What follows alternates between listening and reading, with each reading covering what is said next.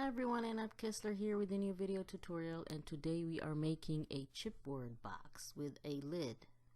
So what you need are some chipboard pieces that you have all the measurements and the instructions. Of course you need to pre-cut them. All the black cardstock strips that you need to cut and score in the middle. Some regular glue and some double-sided tape, and of course 2 piano hinges. So what we're going to do is start with the base. The box has two parts, the base and the lid. We're going to attach the walls like this, and we're going to start with the base first.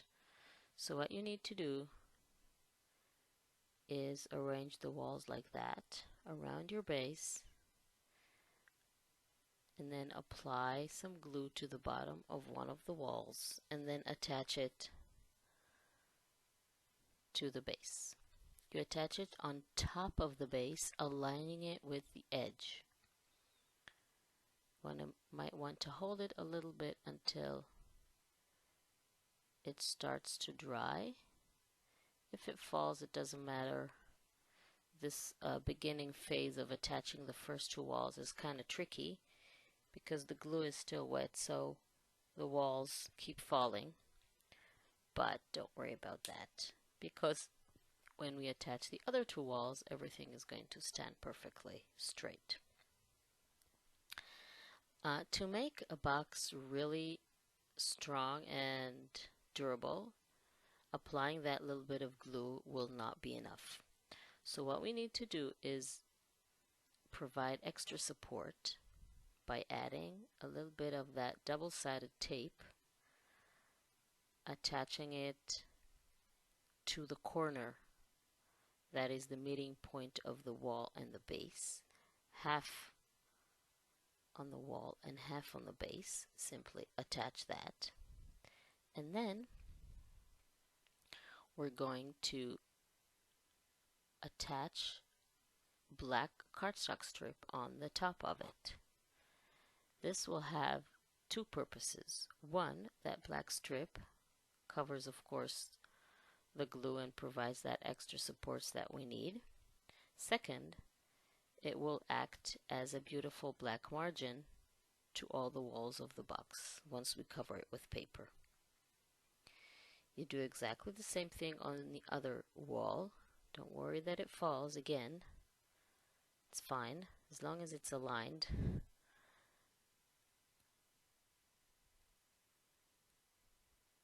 I'm using around between 1/16 and 2/16 of an inch wide chipboard. Whatever grade chipboard you can get your hands on will be good, but it needs to be a chipboard if you want to have a really sturdy box. You can't use cardstock to build boxes. Okay, so I'm attaching another black cardstock strip, folding it in the middle, and you don't have to use the tape. You can just use regular glue for this part. I actually prefer it. It's a little bit easier. So now let's insert the other two walls, applying glue on 3 walls this time, because they need to attach to the base and to the 2 existing walls. Again, you must align them perfectly with all the edges of the walls and of the base, because you want to have a very straight box. Don't worry about all the glue showing on the sides. Everything is going to be covered later, so it won't show. Now for the second wall, apply your glue and then attach the wall. If you, I'm using black cardstock for all the strips that I'm going to attach to all the corners of the box on the inside and on the outside, because they match the old Curiosity Shop papers that I've used for the inserts and for the box.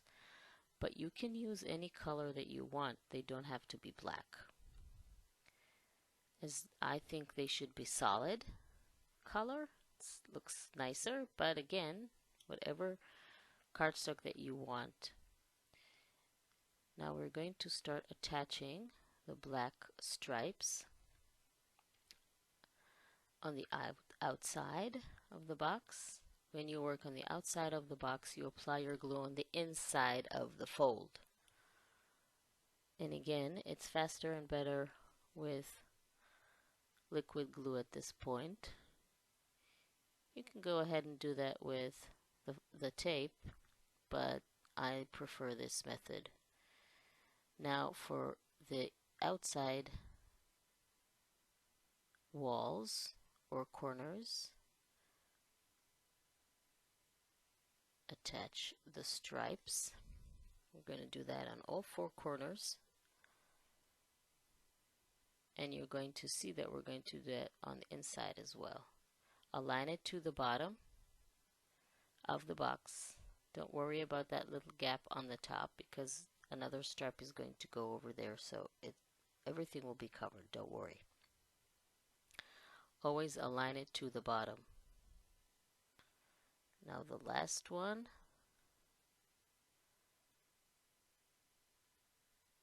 Attach that. Now we can go ahead and add our strips to the inside of the box. When you work on the inside of the box, you apply your glue on the outside of the fold instead of the inside like before,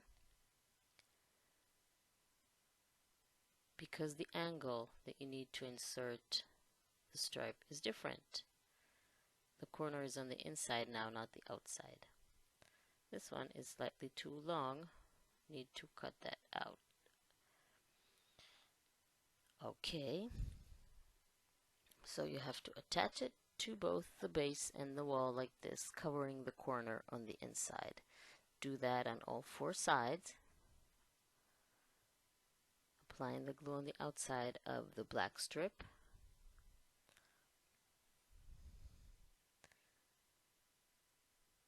Like this. 2 more sides to go. And then we can add the inside corners of the walls.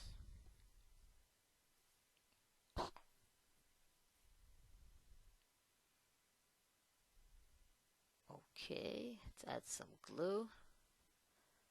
So making boxes is a lot of fun. It takes a little bit of time and patience, but it's definitely worth it. And if you follow this method, boxes come out very sturdy and very strong because of the additional support that we have from all the strips of paper. Okay, so let's cover the inside corners now, like this,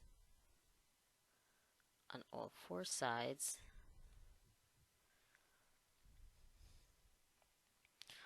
All strips are 1 inch wide, so you simply score them in the middle and fold. A little bit like spacers that we did for a mini book or a mini album. The last one goes in. And now we can go ahead and start covering the top edges of the box. Again, you fold the black stripe, put the glue on the inside this time, and then cover the edge. Might need to hold it a little bit until it glues properly to the wall.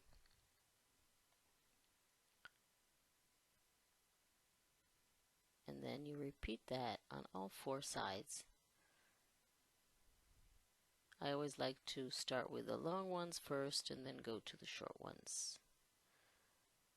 But there is no real importance to the order.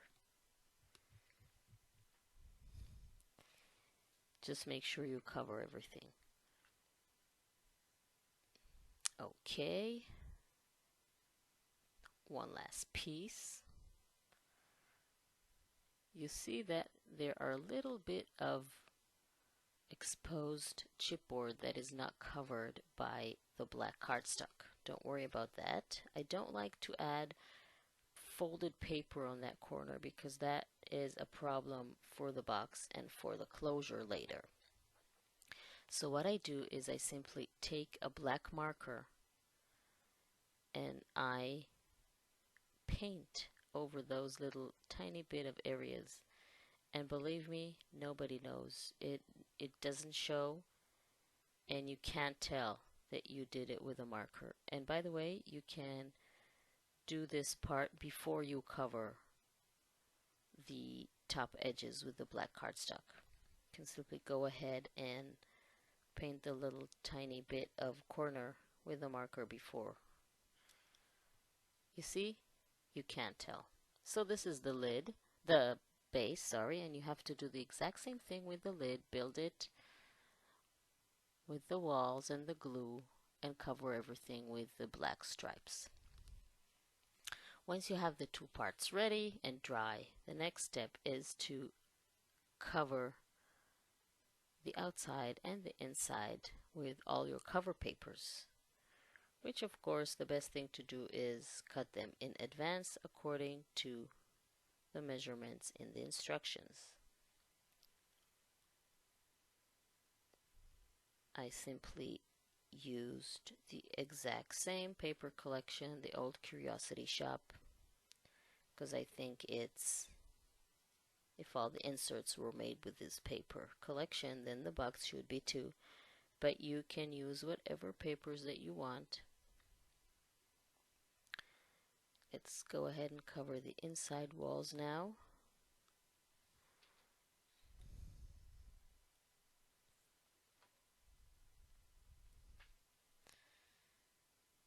I played with the pattern, different pattern on the outside walls and different pattern on the inside walls, just to keep things nice and pretty and interesting.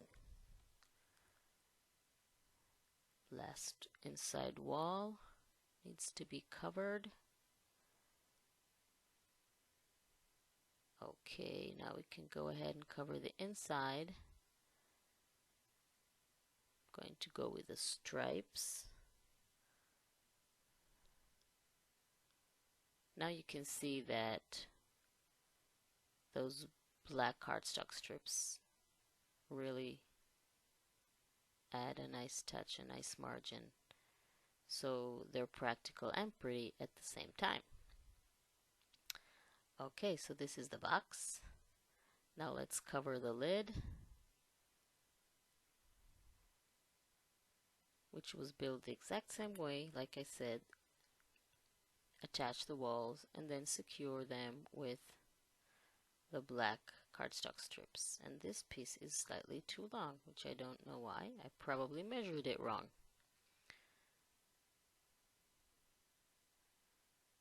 Now everything is the right size. Do the outside walls first, and then I'll do the inside walls, and finally I'll do the top and the inside. So this is the exact same paper that I used on the inside of the base. Here it's going to be on the outside, and the pattern that is on the outside of the base is going to be on the inside of the lid. Hope that makes sense. That's just me playing with the patterns of the papers. But this part is completely up to you which papers to use to cover your box. Okay, so this is the inside and the outside. Okay, so now we have our lid and our base ready, and they match. And we need to attach the two piano hinges. So you lay your two parts of the box, attaching them closer together with your hands. And then I don't like to use the little screws or brads. I use glue. I think it holds very well. And then you simply attach your piano hinges, aligning them with the gap between the lid and the base. And in order to make sure that the hinges are connected or attached properly, you would need to hold your box a little bit, pressing the two parts of the box together. And that is kind of annoying, but you need a little bit of patience for this part until the glue starts to dry. Because if you move it, the two parts will separate and the hinges will not be properly attached. So once that's dry, you can go ahead and start embellishing your box. I simply cut some images. You know, I like fussy cutting, so a little bit of that going on here, but you can add flowers or letters or stickers or whatever you want to embellish your box. You can embellish the top, the sides. You can add legs, which I didn't, but you can if you want to. This part is completely up to you, but I'm doing a little bit of 3D with the foam tape. Always looks better this way, I think.